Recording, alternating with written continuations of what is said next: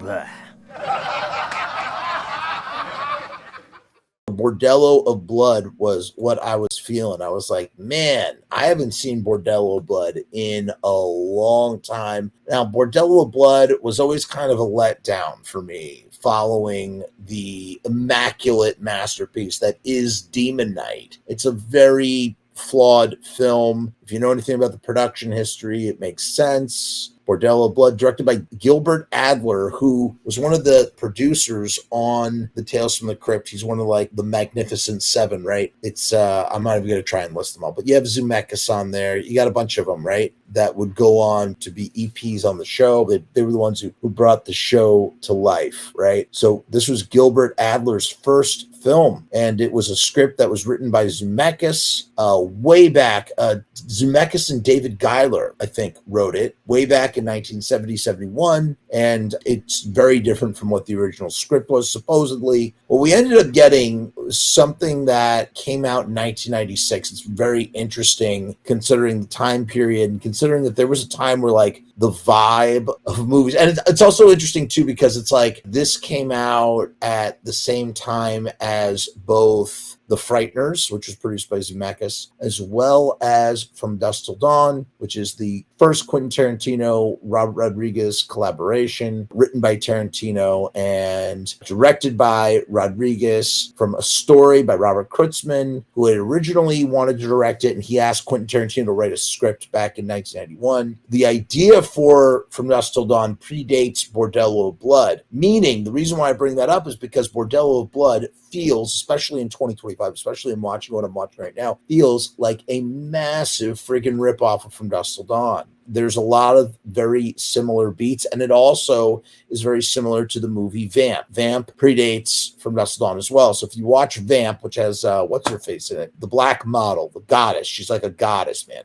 That movie feels like a proto From Dusk Till Dawn. And then obviously From Dusk Till Dawn, which also came out in 96, but was being made in 95. And like I said, was written way earlier, was written around the time of True Romance and Reservoir Dogs, okay? So it was written like quite a few years before. From Dusk Till Dawn started off as a Tales from the Crypt movie. So it's kind of interesting that, like, oh, it's not going to be a Tales from the Crypt movie. We like the vampires in their own establishment preying on patrons of some kind. Like, that's essentially what the premise is, you know, and then let's just do our own version of that. What's frustrating about Bordello of Blood, if you really think about it, it was 1996. Tales from the Crypt is still going strong, the HBO series, right? Probably at its peak powers in the early 90s. Probably at its peak powers with Demon Knight, to be honest with you. But Bordello of Blood was a flop and a flawed film and got terrible reviews, and really was a death nail in the franchise, right? Like, that really hurt the show, I think, because it was right after that they moved the show to the UK. The final season is British, and I think they did that for budget reasons. And then it was canceled after that 7th season. Then there was another show, the science fiction show, Tales of...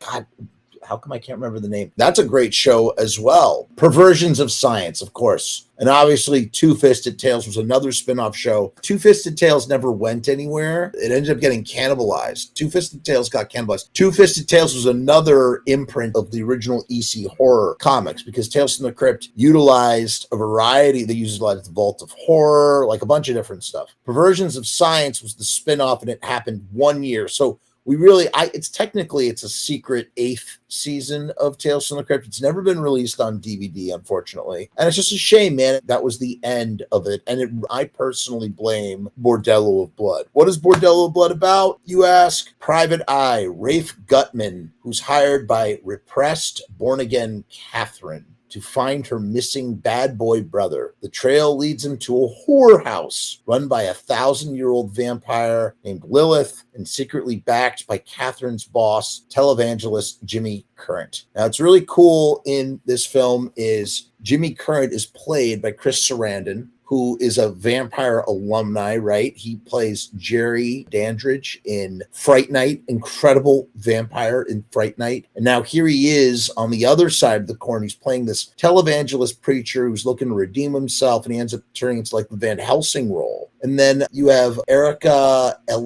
I can't say her last name, Eleniak.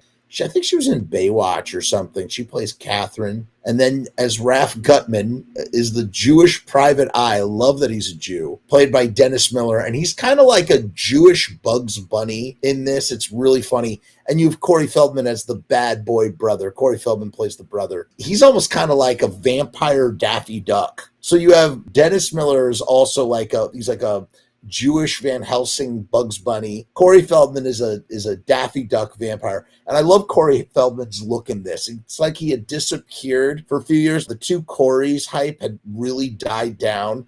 And this was the beginning of the long descent of, Corey Feldman being like a B movie actor. But he's great. He's great. And this has got a cool beard stubble look to him. I don't know. It's just a really interesting time for Feldman. And yes, as Chris mentions, he also is a vampire alumni, and he is also inverted, much like Chris Sarandon, because Corey Feldman was one of the Frog Brothers in the Lost Boys. And the Frog Brothers, they're kind of like the Van Helsing. They're the vampire slayers. So you get like a cross-hatching sort of situation. Then you have Angie Everhart. She plays Lilith, the vampire. It's not great, man. It's really not great. Now, one thing that is fantastic, it was always fantastic. It's like such a great scene. We get the ballroom blitz, vampire water gun scene. This is what I had to say about it. It's been a minute since I had seen Bordello of Blood. I never cared much for it, but this was a fun viewing. I said that Dennis Miller reminds me a lot of a Jewish Bugs Bunny, and Corey Feldman is a vampiric Daffy Duck. Chris Sarandon is another blood-sucking alumni, inversed with Feldman's role in a way. The ballroom blitz, holy water, super soaker sequence will always make this film worthy of a rewatch, no matter how much time passes between viewings.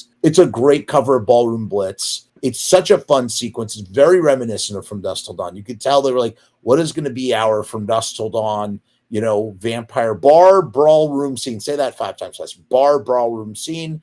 And we get it in the form of this with, Chris Sarandon and Dennis Miller team up. And apparently Dennis Miller was a real dick on this movie and made it very hard for Adler to make the movie. He wanted to have his scenes shot out so he could leave early. He didn't want to work 16-hour days. He only wanted to work 8-hour days. And that drove Adler insane. Coverage was an issue. And I don't know. The film does not hold up. Will Sadler comes back to another Tales from the Crypt movies.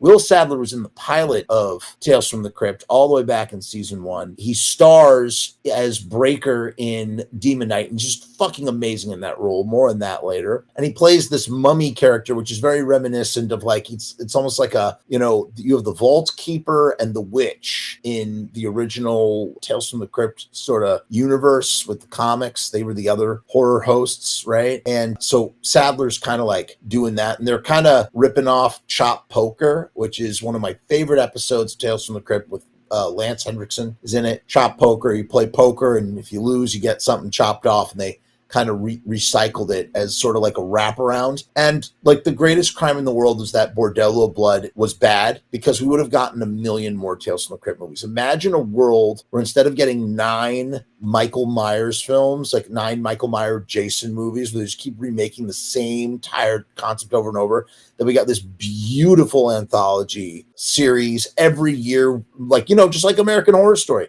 Every year we get a new Tales from the Crypt anthology horror film. All the great horror movie directors take turns directing. You get Guillermo del Toro does one, Tim Burton does one. Everybody takes their turn, and Peter Jackson does one, Sam Raimi. It just could have been what it could have been. I blame Dennis Miller. I blame Adler. It's a shame. It's a travesty. Still, Bordello of Blood is a fun watch. If you've never seen it, you absolutely should watch it for that ballroom blitz sequence alone. But either way, check it out.